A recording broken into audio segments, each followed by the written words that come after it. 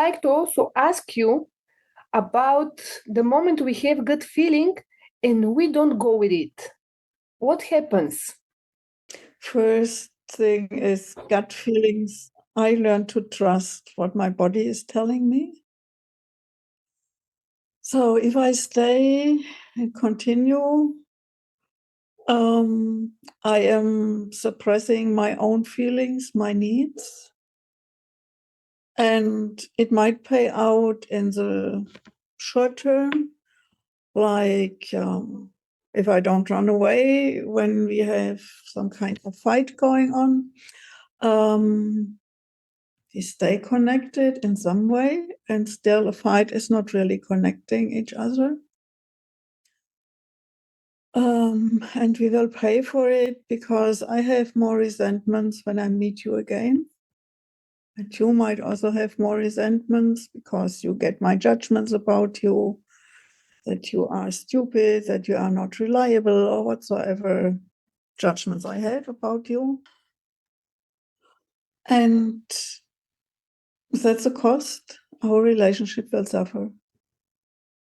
And at the same time, I learned to mistrust my gut feelings in my childhood when I, for example, did not want to hug grandma or friends of my parents because it didn't feel comfortable. And I was told, you have to do this. It's your grandmother, it's our friends. They would be offended if you don't do it.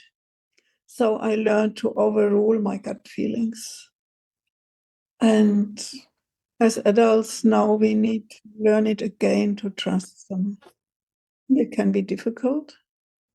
And at the same time, it will give us more space. So try to at least notice there was this gut feeling and it told you, be careful. Can you give me examples of what good feelings we could have and what happens when we don't follow them?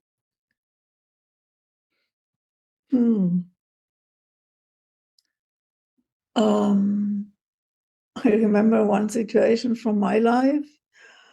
I was dating with someone, meeting this person for the first time. And I saw him standing somewhere looking in a different direction.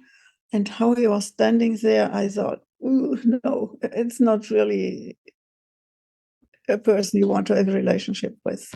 It was just in my gut. And then we met and we had a wonderful talk. And I thought, what was this gut feeling about? Maybe you were a bit crazy, fearing something or so. He's such a nice and interesting person.